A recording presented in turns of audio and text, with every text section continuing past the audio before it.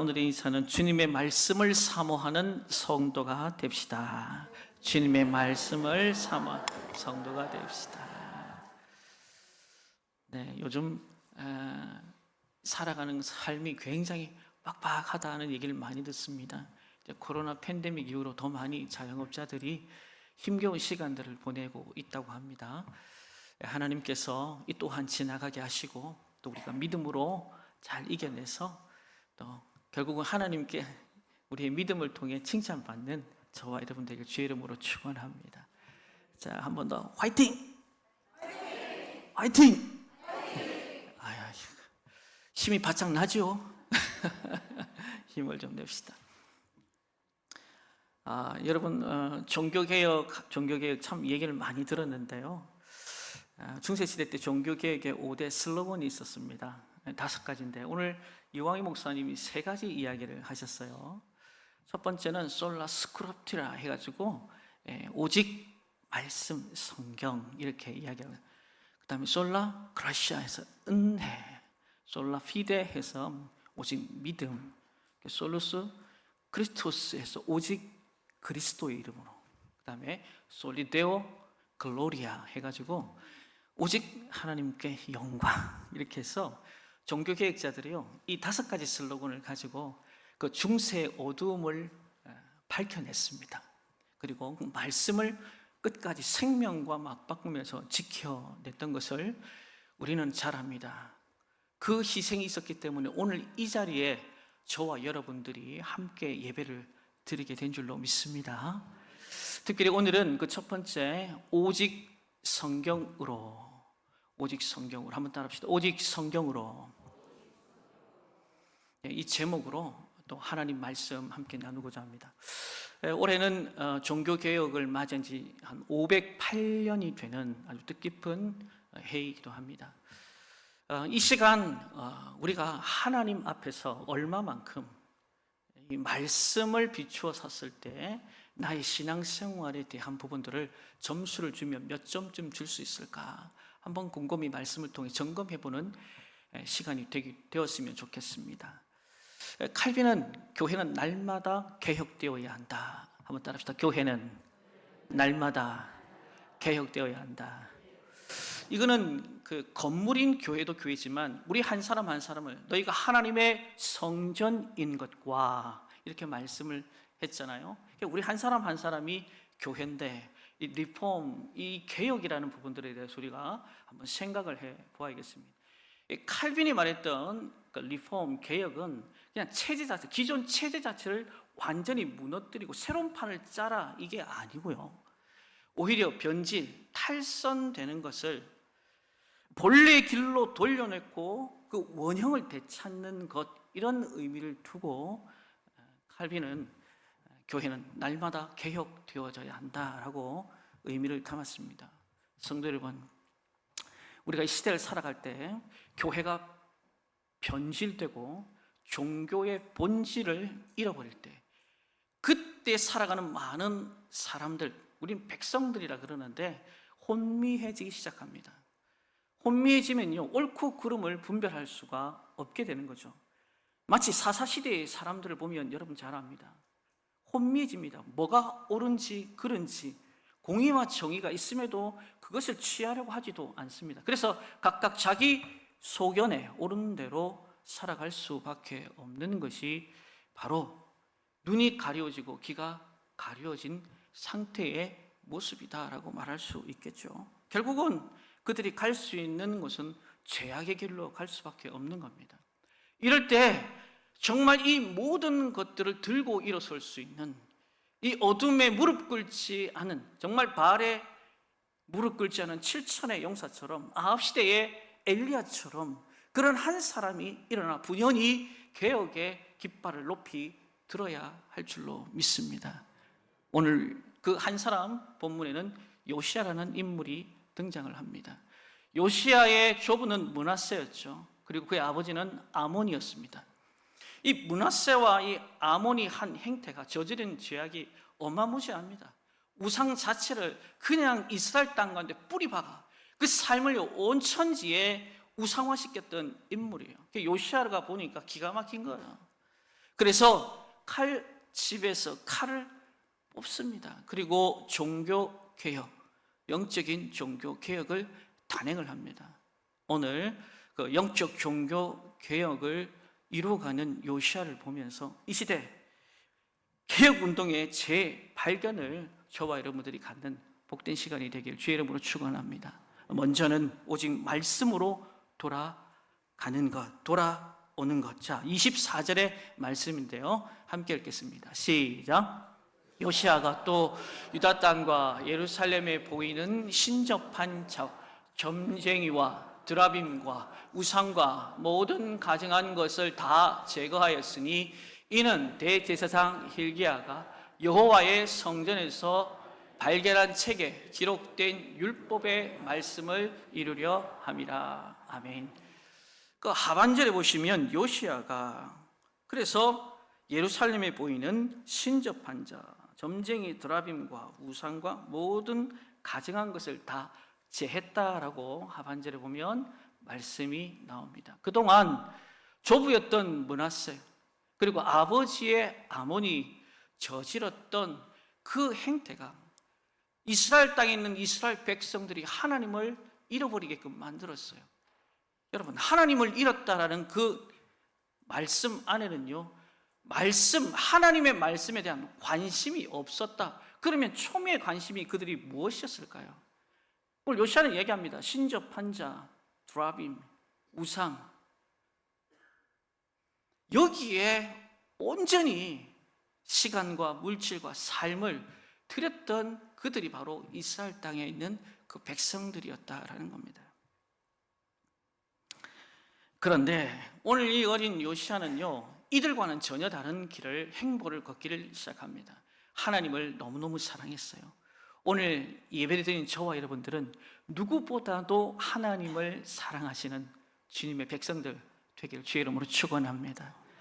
우리 경주 땅에도 수많은 교회가 있습니다. 우리 노예 안에서도 수많은 교회가 있어요. 우리 시민교회가 누구보다도 위로는 하나님을 사랑하고 말씀대로 이 땅의 이웃을 내 몸과 같이 살아가는 성경적, 말씀적 토대 위에 아주 건강한 빌라델피아 서머낙 교회처럼 되어서 세상에도 영향력 있는 거룩한 공동체로 거듭나기를 주의 이름으로 축원합니다. 그는 다른 이들과는 달랐습니다. 그렇게 하나님을 사랑하고 그 마음속에서는 다윗을 향한 항상 사모함이 있었습니다. 하나님 마음에 합한 자가 나는 너무너무 되고 싶어. 그래서 철저하게 우상을 깨뜨립니다. 그리고 하나님의 전을 수리하고 재건하는 데 집중하기 시작합니다. 어느덧 시간이 18년의 시간이 흘렀습니다. 때마침 성전을 수리하고 보수하는 과정 속에서 hil기야라는 사람이 하나님의 말씀, 율법을 발견합니다. 그 율법을 누가 잘 해석하겠어요? 서기관들이죠. 사반을 불러옵니다. 도대체 이 성전에서 발견되어진 이 율법에 뭐라고 기록되어 있느냐? 한번 너 읽어봐라. 1번부터 쭉 읽어 내려갑니다. 내려가는데 그 마음이 너무너무 괴로운 거예요. 옷을 찢습니다. 그리고 회개합니다. 회개 또 다른 형태가 무릎을 꿇고 나갑니다. 왕의 권위 없습니다. 자존심 중요하지 않은 모든 것을 내어놓습니다. 사랑하는 성도 여러분, 한마디로 요시야의 개혁의 그 출발점은요, 종교개혁의 그 출발점은 상대방이 아닙니다. 바로 누구로부터? 나로부터 시작합니다. 한번 따라합시다. 나로부터. CCM 그 찬양의 가사에 보니까 부흥은 나로부터 시작되리, 그 말 맞는 것 같아요. 남들을 보기 전에, 상대방을 주목하기 전에 나는 말씀에 비추어서 나는 어떠한가, 나는 하나님이 보실 만한 그런 그릇인가, 그 그릇에 뭔가를 담을 수 있는 만한 그런 인생인가. 요시야는요, 사람들 보기 전에 나부터 보기 시작한 거예요. 오늘 이런 나부터 자신을 보면서 그 시작을 알렸던, 종교개혁을 알렸던 한 사람, 16세기의 한 사람이 등장합니다. 그 사람이 바로 마틴 루터입니다. 마틴 루터 같은 경우에는요, 그가 원래부터 종교개혁을 부르짖었던 사람이 아니에요. 그가 외쳤던 것은요, 다름이 아니라 회개였습니다. 중세시대 때 캐톨릭은요, 골리앗과 같았어요. 너무 큰 산이었어요. 그러나 그 큰 산을 들여다보면 볼수록 썩어서 부패해 있어 냄새가 코를 진동하게 하는데 견딜 수가 없어요. 이 목숨 바쳐서 큰 풍랑이 있는 그 가운데 정말 촛불처럼 자신의 생명은 당장 불면 꺼질 것도 같은데 자신을 쳐서 말씀 앞에 부복하게 하고 주님의 은혜를 사모합니다. 그 당시 중세의 어둠의 옷을 벗겨내고 그리스도의 옷을 입히려고, 그 말씀의 옷을 입히려고 그는 몸부림을 치게 됩니다. 한마디로 그의 삶은 세상을 개혁하기 이전에 나부터 하나님 말씀 앞에 어떤 존재인가를 보고 겸손하게 그 사명을 감당하기로 작정을 합니다. 하나님이 보실 때 그 마음이 얼마나 이쁘고 사랑스럽겠어요. 너나 잘하세요가 아니라 나부터 그 말씀에 비추어 조명하에, 성령의 조명 안에 살피기 시작합니다. 이와 같은 모습은 사도행전 9장에 부활하신 주님을 만났던 사도 바울에게서도 우리는 발견할 수 있습니다. 핍박자, 폭행자, 박해자였던 그의 인생에 소망은 없어서 본인 스스로 볼 때도. 그래서 고린도서 15장 31절에 보면 나는 죄인 중에 괴수다. 그 인생을 그렇게 매듭지었던 사람이에요. 근데 말씀이신 그분이 찾아오신 거예요. 그래서 그분이 왜 나에게 찾아오셨냐? 이것을 통해서 나에게 무엇을 말씀하기를 원하시고 세상 가운데 그 말씀을 통해서 이 어두워가진 이 세상 속에서 그 말씀을 통해 주님은 어떤 일들을 감당하기를 원하실까? 자기 자신을 늘 점검하고, 그 시간이 바로 아라비아 광야에서 그가 하나님과 독대했던 시간입니다. 그래서 고린도 교회 그 펼쳐진 사역의 현장 가운데서도 내가 여기에 올 수밖에 없었던 이유는 그 출발점은 바로 나의 자기 개혁부터 시작했음을 이야기를 합니다. 그래서 고린도전서 9장 27절에 이렇게 말씀합니다. 시작. 내가 내 몸을 쳐 복종하게 함은 내가 남에게 전파한 후에 자신이 도리어 버림을 당할까 두려워함이다. 남 전도하기 전에 나부터 살핀다는 거죠. 말씀을 통해 나의 삶의 지경들을 돌아본다, 이 말입니다.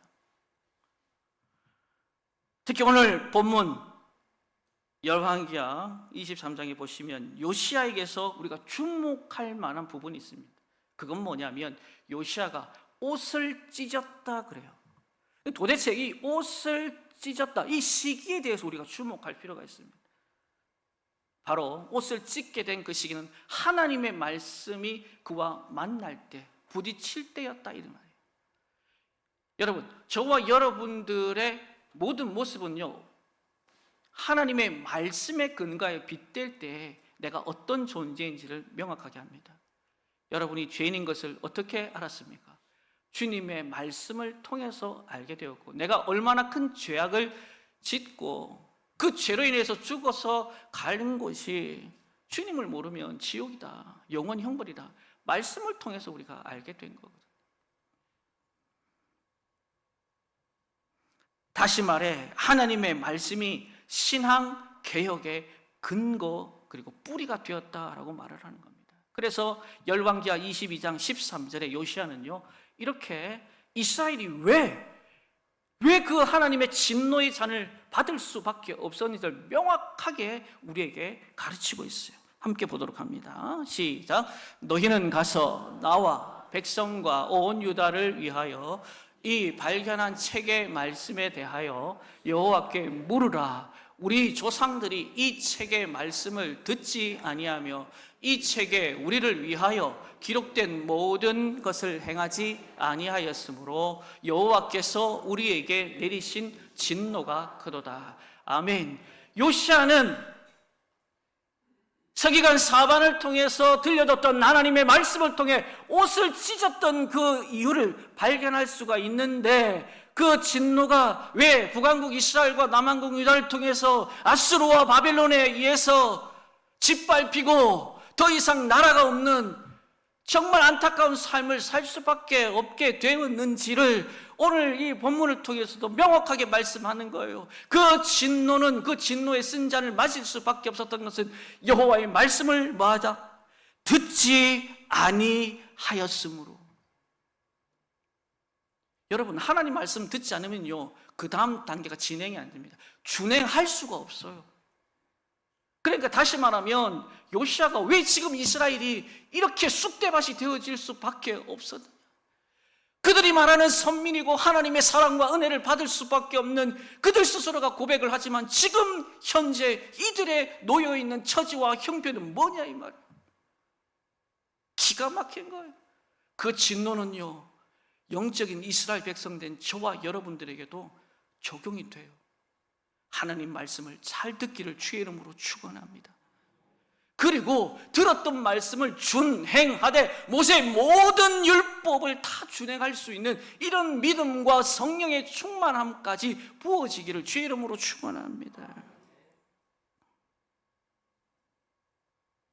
그런데 여러분, 이 과정에서 놓치지 말아야 할 것이 있습니다. 참된 교육의 두 번째 단계는 바로 값비싼 희생의 대가가 있어야 하는 것이에요. 자, 우리 24절 한번 다시 읽도록 합니다. 시작. 또 유다 땅과 예루살렘에 보이는 신접한 자와 점쟁이와 드라빔과 우상과 모든 가증한 것을 다 제거하였으니 이는 대제사장 hil기야가 여호와의 성전에서 발견한 책에 기록된 율법의 말씀을 이루려 함이라. 아멘. 여기 보시면 하반절에 이는 대제사장 hil기야가 여호와의 성전에서 발견한 책에서 기록된 율법의 말씀을 이루려 한다라고 했어요. 대제사장 hil기야가 이루려 한다, 뭡니까? 애를 쓴다. 무엇에 대한 애를 쓴다 이 말입니까? 영적인 감각이 둔해져서 하나님 말씀을 말씀대로 취하지 못했던 그 시기에 말씀을 말씀되게 하려고 애를 썼다 이 말이에요. 다시 말하면 잘못된 것을 고치고 새롭게 하는 일에 몸부림쳤다 이 말입니다. 여러분도 아시겠지만 루터의 종교개혁, 여러분 갑자기 어느 날 툭 하고 튀어나온 겁니까? 그의 희생과 몸부림이 있었다 이 말입니다. 그 면죄부의 판매가 회개 없는 용서, 그리고 거짓된 평화를 주는 것이라고 비판하면서 종교개혁의 깃발을 높이 듭니다.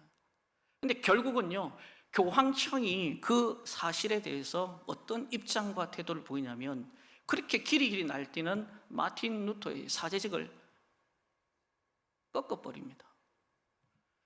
실제로 그는 평안하게 이 모든 상황들을 교황청의 이야기를 들으면 그냥 순탄하게 넘어갈 수 있었어요.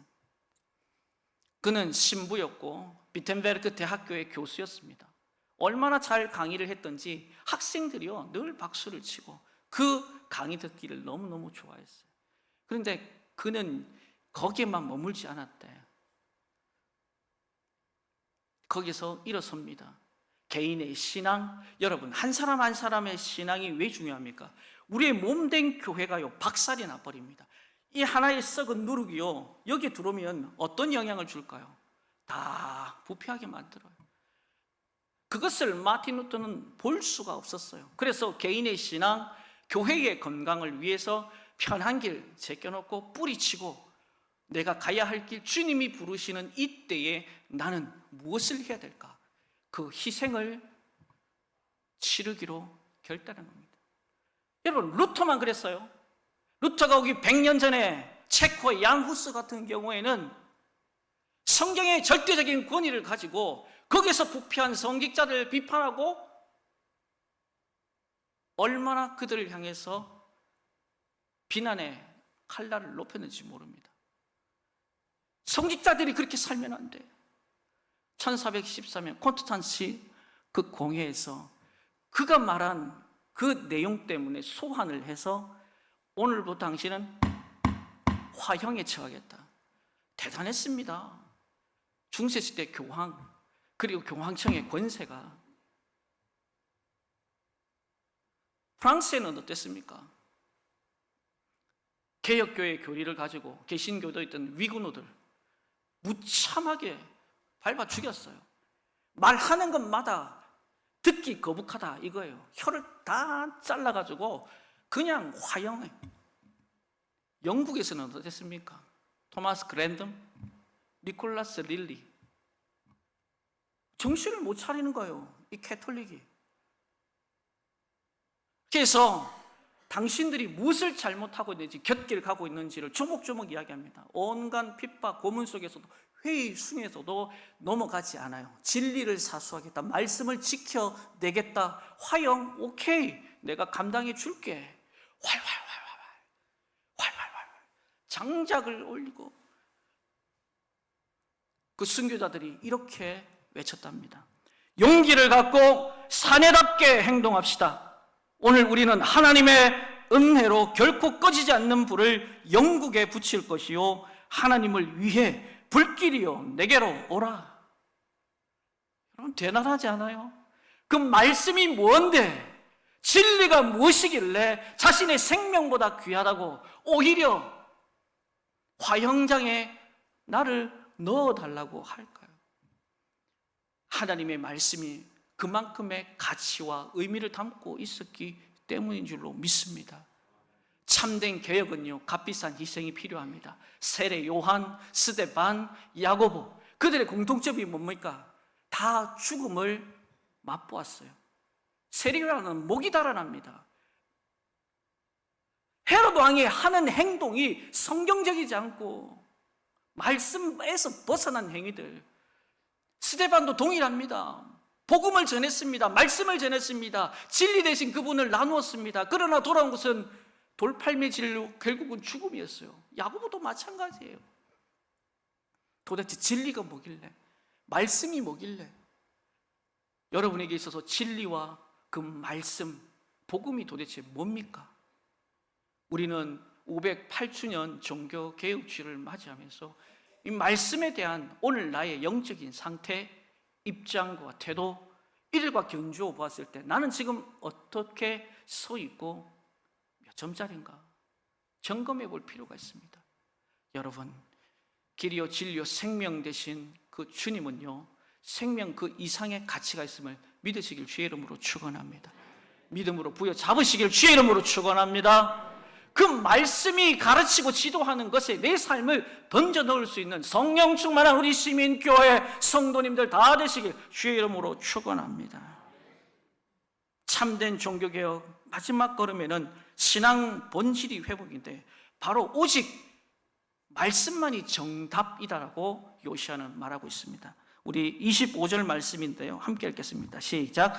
요시아와 같이 마음을 다하며 뜻을 다하며 힘을 다하여 모세의 모든 율법을 따라 여호와께로 돌이킨 왕은 요시아 전에도 없었고 후에도 그와 같은 자가 없었더라.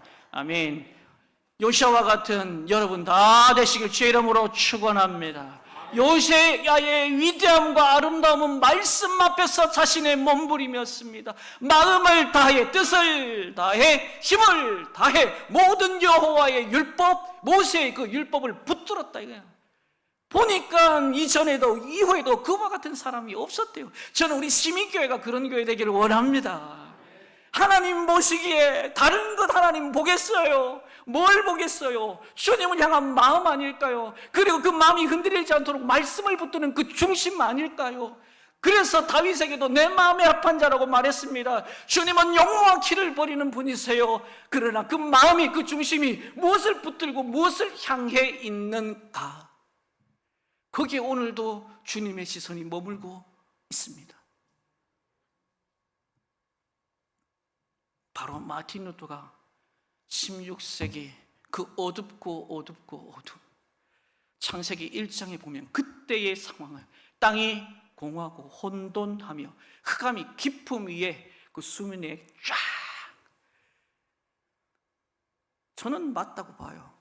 중세시대 때가요, 하나님을 잃어버렸어요. 하나님의 말씀을 잃어버렸어요. 그러니까 캄캄하죠. 그 캄캄하게 만들었던 그 축에 누가 있었냐? 바로 캐톨릭이, 부패한 캐톨릭이 있었다, 이 말입니다. 성경과 전통을 같은 동등한 위치에 고수합니다. 지금도 그래요. 성경이 우선이냐? 우리 기독교는, 개신교는 뭐랍니까? 오직 성경인데 이 둘이 지금 나누어져 있잖아요. 이는 엄청난 비진리로 나가게 돼 있어요. 여러분, 예수님이 왜 이 땅 가운데 오셨어요? 왜 십자가에 돌아가셨습니까? 성경은요, 한치의 오차 없이 우리에게 말합니다. 에베소서 2장 1절에 헛물과 죄로 죽을 수밖에 없었던 우리들, 그리스도 밖에 외인이었고 소망이 없던 우리들, 공중 권세 잡힌 우리들, 세상의 풍습을 쫓았던 우리들을 구속하기 위해 하나님께서 그의 독생자 예수 그리스도를 죽여가면서까지 내가 너를 구원하겠다. 할렐루야. 이 분명하고도 명확한 하나님의 말씀이 성경에 기록이 되어 있다, 이 말이에요. 루터가 살던 당시 사람들의 주된 관심사는요, 이 구원이었어요. 여러분 아시다시피 유럽에는요, 흑사병, 이 전염병이 돌고 돌았습니다. 유럽의 인구 3분의 1이 다 죽어나갑니다. 루터도 친한 친구가 흑사병으로 죽어요. 그 모습을 본 루터는요, 자신을 생각하기 시작합니다. 나도 조만간에 죽을 수 있겠네? 근데 이걸 가지고 캐톨릭이요, 그 당시에 많은 사람들의 상황들을 역용합니다.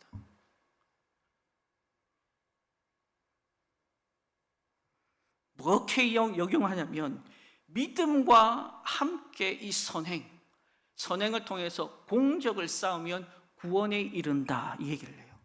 여러분 들어보면 그럴싸한 것 같아요. 믿음과 선행을 통해 쌓은 공적을 이루면 구원에 이른다. 만일 믿음에 구원에 이르는 행적이 없다, 그러면 연옥이라는 곳에 잠깐 정착해두고 정화 과정을 통해서 나중에 구원받겠다.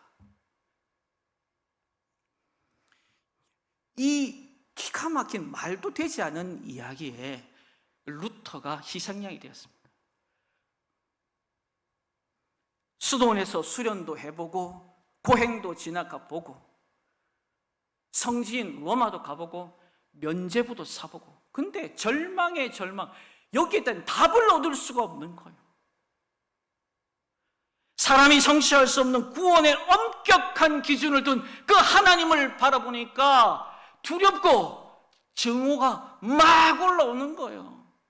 말도 대단한 것 가지고 구원에 우리를 올가맨다.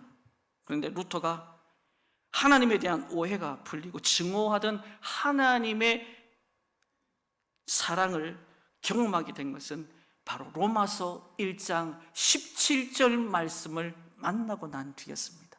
사도 바울이 말하는 이신칭입니다. 우리 한번 1장 17절 말씀 읽겠습니다. 시작. 복음에는 하나님의 의가 나타나서 믿음으로 믿음에 이르게 하나니 기록된 바 오직 의인은 믿음으로 말미암아 살리라 함과 같으니라. 아멘. 오직 의인은 믿음으로 말미암아 살리라. 우리는 한때 죄인이었습니다. 그런 하나님께서 우리를 불쌍히 여기시고 의인이신 그분을 보내시고 믿는 자에게 의롭다 칭하여 주셨습니다. 저와 여러분들이 바로 의롭다 칭함을 받은 자입니다. 믿는 자는 다 구원을 얻는데 행함을 왜 집어넣습니까? 왜 MSG를 집어넣냐, 이 말이에요.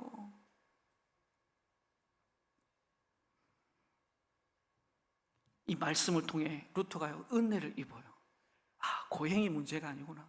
성질을 찾는 게 문제가 아니구나. 가장 큰 충격이었던 게 바로 이 면죄부 사건 때문이죠. 레오 10세 때, 교황 레오 10세 때 베드로 성당을 짓겠다고. 여러분 성당 하나 짓으면 여러분 베드로 성당이 엄청나거든요. 얼마나 많은 비용이 들어가겠어요. 그러니까 이 비용을 알베트로라는 사람을 통해서 교황 절반, 내 절반, 그래서 사람들에게 이 면죄부에 관한 얘기들을 하나 둘 집어넣어야 되는데 교리적으로 어떻게 해서든 이것을 설명할 사람이 필요했잖아요. 그 당시에 테첼이라는 사람이 기가 막히게 연설을 잘합니다. 사람을 홀락홀락 넘어가게 합니다. 명분을 쌓기 위해서 그에게 신학 박사까지 주면서 강단을 지키게 하는데 설교는 안 하고 웅변만 하는데, 웅변하는 족족이 사람들이 히딱히딱 넘어가요. 면접을 사서 결국은 천국을 들어가 보겠다. 이런 사기꾼 같은 행태에 대해서 루터는요 참지 못합니다. 그래서 95개조 반박문을 비텐베르크 성당에다가 딱 기록을 합니다. 조목조목. 교회의 부패함, 썩어서 냄새나는 이 모든 것들을 하나님 말씀을 조각을 통해서 하나 둘 풀어나가기 시작합니다. 사랑하는 성도 여러분, 오직 성경, 이 은혜 앞에 서야 저와 여러분들이 살 줄로 믿습니다. 그러기 위해서는 하나님의 말씀을요 삶의 기준 삼으시길 주의 이름으로 축원합니다. 그리고 그 하나님의 말씀을 묵상 그리고 상고, 계속 결국은 그 말씀의 묵상과 상고가 저와 여러분들을 푸른 초장, 쉴만한 물과 결국은 하나님 앞에 믿음으로 서게 하실 줄로 믿습니다. 놀랍습니다. 하나님의 은혜. 여러분, 이 말씀이 정말 여러분의 인생의 좌표가 되길 주의 이름으로 축원합니다. 그래서 시편 기자도 119편 105절 말씀 여러분 잘 알잖아요. 주의 말씀은 내 발의 등이요 내 길의 빛이다. 이번 한 주간도 세상의 그 무엇을 가지고 여러분 등이 되라 빛이 되라, 하나님을 모르니 말씀 안에 거하지 모르니 썩어질 동아줄을 잡고 오늘도 그렇게 살아가잖아요. 우리 예수 믿는 사람, 말씀이 진리라고 확신하는 저와 여러분들은 그런 어리석음에 부안해동하지 말고 하나님의 은혜로 살아가시길 주의 이름으로 축원합니다. 지난 23일, 24일에 저희들이 이런 시간들을 가졌습니다. 사진 한번 띄워주세요. 뭘까요? 잘 안 보이죠? 제1회 성경 통독 세미나 가졌습니다. 이 통독 세미나에 교역자 포함해서 18명이 참석했습니다. 그런데 여기 오신 분들이 기가 막히더라고. 들어보니까 어떤 분은 교통사고 났는데도 저 자리가 뭐 그리 좋다고 길이 찾아오신 분이 있고, 어떤 분은 여전도에 지회장 모임 갔다가 경북 청송인데 뭐가 저 자리가 좋다고 그 밤새 달려와가지고 앉아서 말씀이 있더라고. 어떤 분들은 정말 연말이 되니 일거리가 많은데 그쳐낸다고 부랴부랴 밥도 못 먹고 오시더라고. 남의 일이라고 박수도 안 치시네. 좀 박수 좀 쳐줘요. 그분들 힘내라고. 여러분, 그게 쉬운 것 같아요. 저는요 큰 감동 먹었습니다. 하나님께서 우리 시민교회 부흥케 하시겠다. 뭐 다른 교회 있습니까? 시민교회 부흥케 하실 줄로 믿습니다. 말씀이 진리임을 알고 나의 상황과 형편을 떠나서 그 자리에 나왔다라는 게 얼마나 하나님, 제 목회자인 제가 볼 때도 너무너무 고맙고 이쁘고 사랑스러워. 하나님 보시기에는 그냥 뛰는 거예요. 마치 스테반이 끝까지 진리 말씀 붙들고 전하는 걸 보면서 스테반아 힘내라 박수를 쳐준 거죠. 전 그걸 좀 봤어요. 종교개혁 전에 제가 이거 통독 대회를 세미나를 한 이유도 다 있습니다. 2회 3회 계속 해나갈 겁니다. 말씀이요 진리예요. 그 진리 되신 말씀 앞에 저와 여러분의 인생을 던져 드리십시다. 하나님 반드시 여러분의 인생 가운데 형통과 평탄의 길 걷게 하실 줄로 믿습니다. 오늘 마지막으로 믿음의 사람이 고백해야 할 고백서는 15 해서 맹글었습니다. 1 하면 여러분들이 한번 95개조 반박문은 아니지만 우리의 믿음의 선포를 사담하게 하는 거고 우리 교회의 내일입니다. 자, 1. 나는 오직 은혜로 말미암아 의롭다 여김을 받으며 예수 그리스도의 십자가를 믿는다. 2. 구원의 은혜는 특정 계층이나 계급의 독점이 아니라 모든 이에게 열려 있다. 3. 하나님은 삼위일체의 한 분이시며 예수 그리스도 안에서 구원과 새 생명을 주신다. 4. 성령님의 내조하심과 능력으로 매일 새롭게 변화됩니다. 5. 예배는 마음 중심에서 드리는 진실한 고백이며 삶의 전 영역에서의 예배다. 6. 하나님의 창조 섭리에 따라 모든 생명을 존중한다.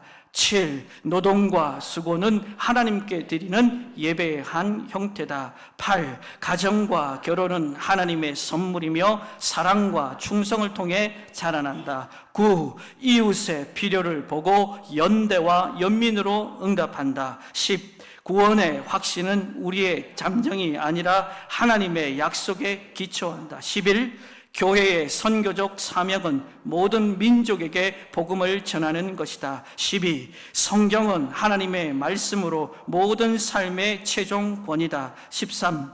예수님의 부활은 현실 역사이며 우리의 소망의 기초다. 14. 하나님은 완전한 분이시며 우리의 연약함 속에서도 우리를 완성하신다. 15. 모든 고백은 예수님의 사랑으로 완성되고 하나님께 영광 돌린다. 아멘. 할렐루야. 이런 믿음의 고백으로 말씀 붙들고 살아가는 저와 여러분들 주의 이름으로 축원합니다. 우리 이 시간에 기도할 때 하나님, 종교 개혁을 맞이하여 요시아처럼 이제는 영적 백성인 우리가 그 말씀으로 나를 돌아보고 깨뜨리고 부셔내고 끊어내야 할 것이 무엇인지 하나님께서 원하시는 사람으로 만들어 달라고, 하나님의 영광이 나타나게 해달라고 우리 주여 삼창하며 간절히 기도합니다. 주여, 주여, 주여. 할렐루야. 지금도 살아계신 하나님 아버지, 하나님의 말씀이 진리인 것을, 절대적인 진리인 것을 믿음의 권속들이 고백하니 감사합니다. 루터가 하나님 아버지 생명다의, 야누스가 하나님 아버지 위그너, 하나님 아버지 사람들이, 그리고 하나님 아버지 토마스 그레머가 하나님 아버지 생명 걸고 하나님의 말씀을 지켰습니다. 세례 요한이, 야고보가, 하나님 아버지 스테반이, 이제는 저와 하나님 아버지 시민교회 성도들이 그 말씀을 붙들고 흔들리지 말고 주님 앞에서는 그날까지 주님 노예하고 하나님 뜻 나라 세워가며 하나님 아버지 요동치지 않는 저희들이 되게 하여 주옵소서. 오늘도 하나님께서 주신 영적인 메시지, 이번 한 주간에도 이 말씀에 근거하여 믿음의 주 온전케 하신 주님 바라보며 신앙생활 감당케 하여 주옵소서. 예수님의 이름으로 기도합니다. 하나님 아버지 감사합니다. 좌우의 날이 선 검과 같은 주의 말씀은 우리의 영과 혼과 관절과 골수를 찔러 쪼개기에 부족함이 없습니다. 교훈과 책망과 바르게 함과 의를 교육하기에 유익합니다. 하나님의 선한 사람으로 주의 뜻을 이루어가기에 부족하지 않은 하나님의 말씀이 우리의 삶을 이번 한 주간에도, 아니 일평생 하나님 앞에 서는 그날까지 표대 삼아 살아가는 시민교회 저희들 되게 하여 주옵소서. 예수님의 이름으로 기도합니다.